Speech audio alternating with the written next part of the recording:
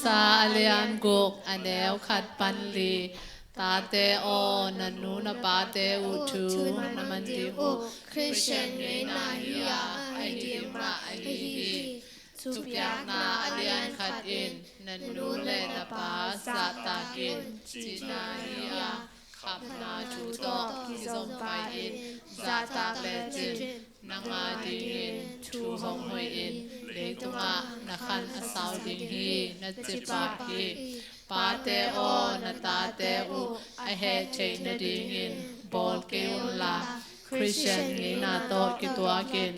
tai in heal in panta un ka gum pa le ka to pa chi to pa sen min phat nang ni nung e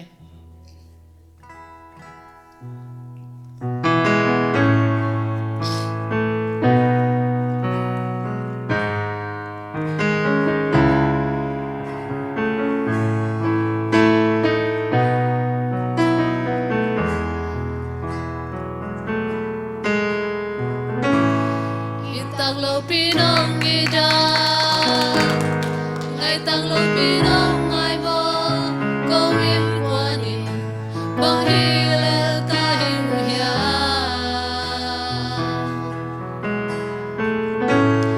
Kipasak na di ngomlo Kilasak na di ngomlo Jesus